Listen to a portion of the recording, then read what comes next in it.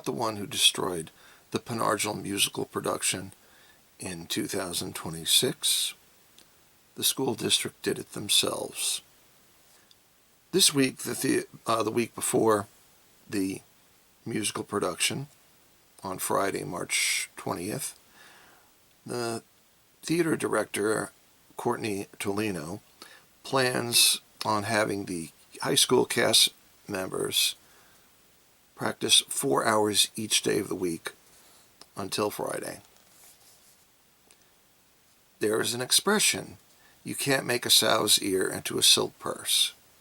No matter how much effort is put into driving the kids, it is impossible to create something decent or remotely palatable from something that is inherently inferior or flawed. The play itself is garbage, and a biological female who looks like a little girl playing a male tenor role with a sword, who is never off stage, only ensures disaster. Call Principal Garanser and Superintendent Greg Freeman and tell them to reduce the practice hours to 2 hours a day. There is no virtue in hard work expended to produce trash. Right now, the Pen Argyl School District elite are laughing their rear ends off at all the hard work the kids are putting in to a play that the Pen Argyl Area School District savaged from the very beginning. The play could have been good, but the Pen Argyl Area School District wanted a star vehicle for a certain person, and it's not going to be good. The kids are working to support a system that treats them like chattel. That's right, boys and girls. You work extra hard for that one person who this play is being put on for. Thousands of dollars wasted for one person. Work your butts off, kids. September 25th, 1957, Republican President Dwight D. Eisenhower federalized the Tennessee National Guard to stand down from enforcing white segregation and ordered over 300 troops from the Airborne Division to escort 9 black high school students into a Little Rock, Tennessee high school. Video exists of the moment online. The verbal abuse and threats against the 9 students, 6 of them female, can be accessed on demand. How brave those black females were to stand up against racism. In Pen Argyl, there is a white family with 3 daughters who is standing against equal opportunity and demands white privilege. The father is former Northampton County dispatcher, whose first name is Ryan. Mark your Klan calendars. Big day coming here in the Pen Argyl home base. Ryan is pretty high up there in the Pen Argyl School District gentry. He believes his daughter is a music theater star, and all the rest of the students will suffer because of it, just as the school students have been suffering for decades when the Pen Argyl gentry decide to promote their kids on sports teams. The twist, of course, is Ryan's ace in the hole. He used white racism, which is always a powerful tool to use in this area. For Ryan's daughter to be a star and not outshined, the school district had to find a play where no other female could outshine her. A musical had to be found where the songs were terrible. And the perfect play, of course, was The Lightning Thief, a play so bad that when it was pushed to Broadway, every stage actor but one, the male lead, was making their Broadway debut. Actors and actresses were unwilling to gamble the funk of The Lightning Thief would ever leave them. With no vocal demanding role of songs worth singing, my non-white daughter elected for non-starring roles. There was also the issue of having to play against Ryan's daughter as a star for a 3rd year in a row. With my non-white daughter, the perennial princess of musicals, the last 2 years pushed out of the way, Ryan still couldn't risk any more of his daughter's 3 disastrous performances from the prior year. So a male tenor role of Percy Jackson, who was never off stage, was chosen for her. By choosing a male role, the expectations on his daughter would be exceedingly low. In most schools with parents who actually cared, it would be a problem for a lead role of a male character to be played by a female. But not in Pen Argyl, where once again area racism controls.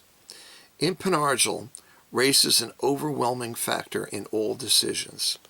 A typical conversation regarding the topic at hand regarding this musical goes something like this. Adult 1, quote, "Can you imagine the high school paying thousands of dollars to produce a musical, and the only lead role, who is male, is played by Ryan's daughter?" End quote. Spouse, quote, "Well, you have to consider, if she didn't play the role, it would have been played by that N-word who's played a lead in the last 2 productions.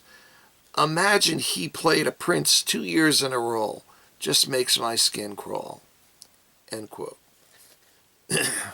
Now, Courtney Tolino, Principal Nolan Garancer, and Superintendent Greg Freeman made sure to keep this year's musical production as white as possible.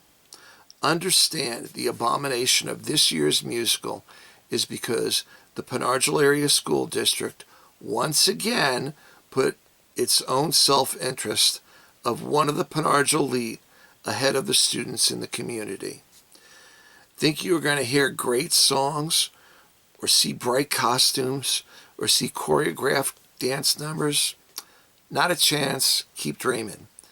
And if Pen Argyl High School future musicals are based upon the school district promoting Ryan's 2 other daughters, you'll endure more productions where thousands of taxpayer dollars and school district resources are flushed down the toilet so the school administration can waste your taxpayer money to make one connected Pen Argyl family happy.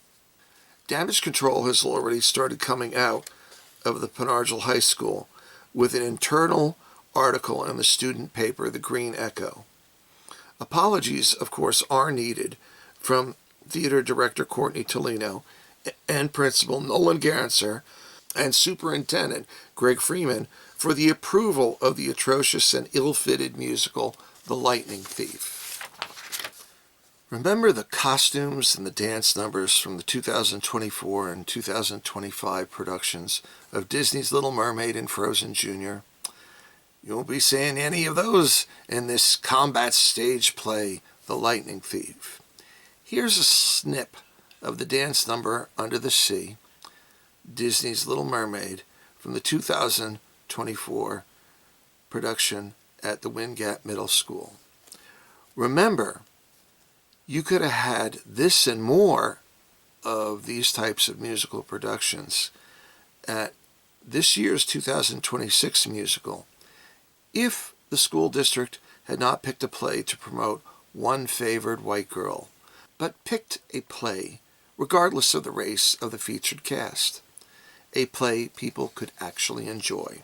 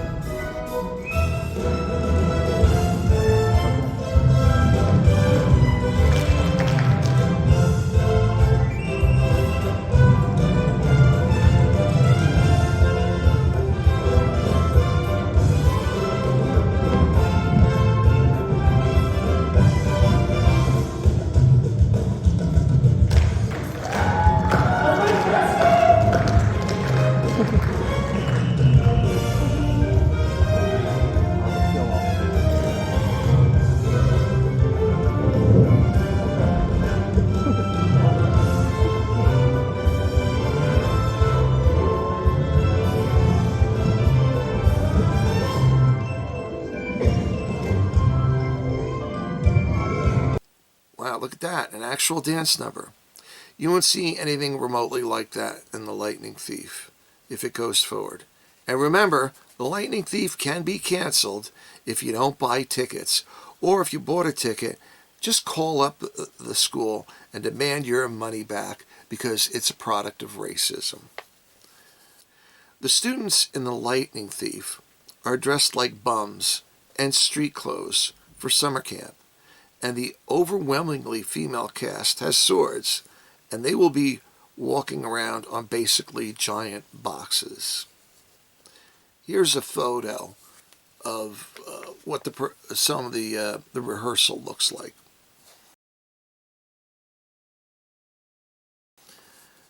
Now, remember the songs you sang coming out of the Wind Gap Middle School? Part of Your World, the Academy Award nominated Kiss the Girl, the Academy Award winning song Under the Sea. How about from Frozen? Remember, Do You Want to Build a Snowman? Or First Time in Forever. How about Love is an Open Door? And then, of course, there's the top 10 Billboard song, a ninth best-selling song in 2014, and the Academy Award-winning Let It Go. Instead of songs that you know and can sing, you will be treated to completely unbearable and forgettable songs with lyrics you hope your children will never sing. And folks, by permitting your little kids to see Percy Jackson, you will be engaging in bad parenting, as the kids will see bad, self-absorbed behavior portrayed on stage, and your own kids will want to emulate those bad role models. This is from the first song. Well, they don't pay attention to you either, especially if you're a kid. Kids have issues.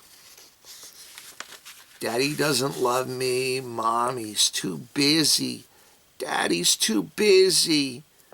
You never listen to me. You never listen. You never listen to me. You never listen, oh. You never listen, but now you're going to listen. The songwriter really said it all when he says the same thing over and over and over, doesn't he? Percy sings a song where Percy repeatedly sings The Day I Got Expelled over and over again. And over. Great role model for your kids. In the song Strong, the lyrics are,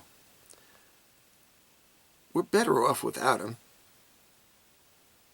And then he ditched us? No coming home from dinner? Yeah, he sounds like a real winner. The only thing I seem to be destined for is detention. I stink at school. My ADD gets the best of me. Dyslexia, not cool. Man. What are we promoting here in this musical? Oh, and then who can forget from the social justice warrior female anthem, I'll put you in. I'll put you in. I'll put you in your place. I'll put you in. I'll put you in. I'll put you in your place. Those choice lyrics are going to be my daughter's lines. What a reward after performing the lead in 2 Disney musicals. Notice the subtle nuance that can be interpreted in those lyrics. I put you in. I put you in. The texture and imagery painted in those words is, well, beyond words. Just like the author, because he couldn't figure out what else to write. For my daughter, the choice was this number or addition for the kind of female lead which would basically add nothing to her resume. And in my daughter's second song, DOA, her lyrics are, I ferry the souls of newly deceased. I got a sweet ride. It was newly leased. And if the dead complain, I just turn up the stereo. Let's see, deceased, leased, just stereo. Did the lyricist not have a thesaurus or an M&M rhyming dictionary? How about, if the dead complain, I just turn up the wireless? Sign me up to write for Broadway musicals, because I'm ready if this play is actually got produced. And also, why use a word that as a noun hasn't been used in 40 years? Stereo.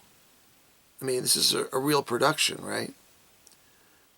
Was there something critical to the plot about hearing a different sound in each ear?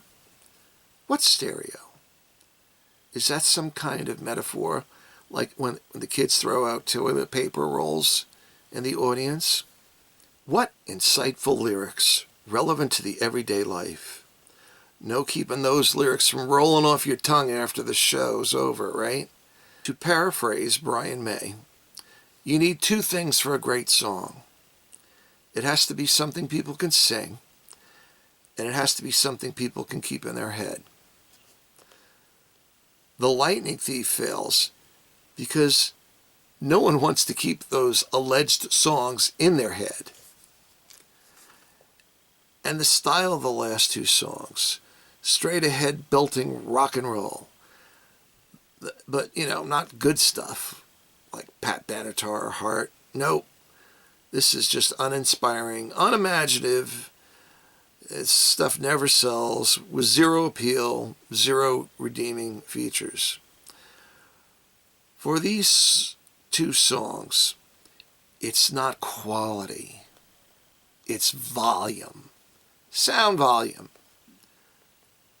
Don't look forward to anyone saving these songs. Then you've got the song Campfire. When your dad's a god, life can be tough. I met the guy once, and once was enough. Everything I ever do is wrong. Never find where I belong. Oh my gosh. 4 lines and they rhyme. Everyone on my case, but no one will ever take my side.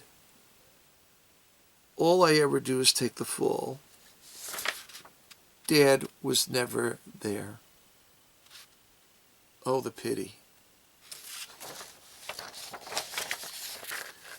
All right, so what the hell was that? Did they forget they were rhyming and then started experimenting with a haiku or something? I'm sensing a pattern with this lyricist.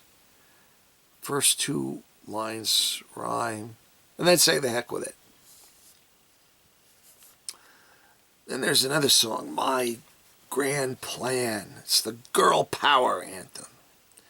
And your stepmom treats you like a freak, and your dad won't give you the time of day, and your mom won't trust you with a quest. So the best thing to do is run away. Great message for you guys bringing your little kids. Girls go, yeah, running away, option. Listening to the song lyrics, which are complaints of teens, the question is not why would people see it. The question is why anyone would even write it. The entire show is one giant trigger that I can't joke about. Having one's fingernails slowly pulled out might be better than enduring this musical adaptation. Charlie Brown, Legally Blonde, Chitty Chitty Bang Bang, Where Are You? The musical picked was atrocious according to theater reviews, and ill-fitting at Pen Argyl because a maybe 5-foot-tall female who looks like a little girl was picked to play the male role of Percy Jackson in this combat stage musical. This is the same female who tried her hand at playing the undemanding role of Ursula and the too difficult role of Elsa, and now she's picked to play a male tenor. One of the definitions of insanity is trying to do the same thing over and over again and expecting a different result. Miss Tolino, when questioned, will no doubt say that none of the 3 males in the Pen Argyl Drama Club were suited to play the tenor lead, which of course begs the question, knowing the talent you had in front of you, why on earth did Pen Argyl pick a play where a female would have to play the role of a male who is never off stage? And given the cast of mainly females, most who can sing, why wasn't there a female-centric musical chosen? To deflect blame, Miss Courtney Tolino states in her Green Echo interview, the Lightning Thief was selected by the students with a large group vote. Considering Miss Tolino is paid around $4,000 for her position, why is she deferring to the students to pick a play when students have no real knowledge of what play would be suitable for the specific kids? Were Courtney Tolino a baseball coach? Would she defer the players to choose their own batting lineup?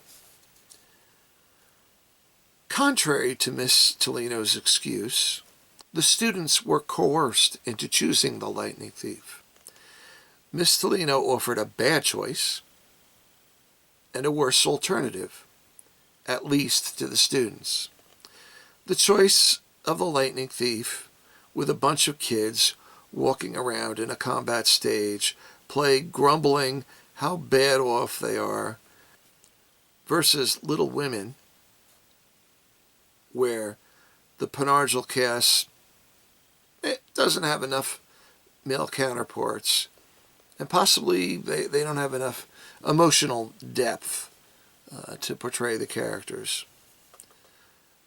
But why 2? Why not 3 or 4 options? The Green Echo article continues to provide more excuses how terrible the play will be. Quote, Tolino is very adamant on letting the students take charge. She wants them to be leaders and have a lot of creative input in the production. They are able to make their own kind of choreography and let them make characters their own while staying under her guidance. Courtney Tolino seems to follow the free to be you and me hippie mantra, were she to sit down and she had her own newscast, she would likely interview teens and children and ask them their opinion on the world and their insipid opinions on public and foreign policy and economics. People are paying to see a musical production. The school paid to have the rights to do this production. Many students have talents singing, some acting, some dancing. They follow a script. It is true that although The Lightning Thief ranks pretty low on the scales of palatable musicals, no one paying a $10 ticket wants to see a musical with dialogue created by a bunch of teenagers, just as no one will pay a 1-year-old to point to their bowel movement in a toilet. Courtney Tolino is unfortunately not the only Pen Argyl drama advisor in history to pick a bad musical or play. and not the only advisor to give the kids autonomy in play presentation. And that's why it doesn't have a theater program. In 2003, the high school presented the experimental musical production, kind of musical, of We the People. Student-driven scripts. Such a good idea, probably no one does the play now. In 2004, the high school presented the play MASH based on the TV series. Even back in 2004, when Pen Argyl did this play, it was an anachronism of misogynistic 1970s, where women in the show were treated by sex objects and nothing but. Hot Lips Houlihan will be played by Erin Sheeing. I can guess here, little girls in the audience, instead of saying, "Daddy, where's Ariel?" they will ask why the character is called Hot Lips. Krista Campbell, drama club advisor back there, said, "We have showgirls who aren't talented, that are just there for their beauty. Surgeons who are constantly playing pranks. It's a non-stop comedy." I've seen a past YouTube presentation of the play MASH put on decades ago, and the only thing that was non-stop was how bad it was. Pen Argyl continued with play productions of The Pink Panther Strikes Again and Dracula. And in 2006, they put on Shakespeare's play Midsummer Night's Comedy. Looking back, all these productions seem to be nothing but vanity projects for those involved, since I haven't heard of any Pen Argyl graduate who has made it in television or theater or the movies. In 2011, the school district presented its first musical in 13 years and announced it with the fanfare of a Freddie participation. Freddie Awards are the local musical awards that are given in its broadcast on WFMZ. The play was Quixote. The director was Scott Popley. The Morning Call noted Scott said students involved feel strongly that the themes in this compelling contemporary piece speak to their own experiences. High school students' own experiences? Did any of them go to war or something? Did any of them experience starvation when they were growing up as kids in an economy that had no room to grow? What are they talking about? I mean, seriously. Popley continued to shape the world of the play and work transitions, acting as the eyes of judgment and the individualistic archetype for what the other students secretly wish they could be, and representing the spirit of free expression. This is unlike any musical you've ever seen. End quote. Wow. Really? Yeah, I'm sure it was like no musical you've ever seen. Unless you're blind, no one wants to see something like they've never seen. They want to hear a fine musical production, and they want to watch good acting and choreography.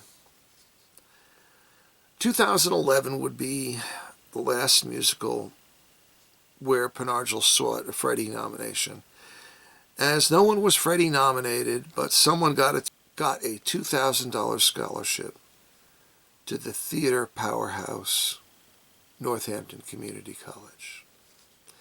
In 2012, another play was produced, and in 2013, Little Shop of Horrors was produced, and that was the end of musicals until the 2024 production of Disney's The Little Mermaid. I saw two pictures of the 2012 production, Little Shop of Horrors, and there seemed to be a good student turnout. And unless the kids sucked, you really have to wonder why the school didn't put up the play for Freddie Award nomination. Perhaps that's the reason why Pen Argyl doesn't have a student population interested in producing musical theater.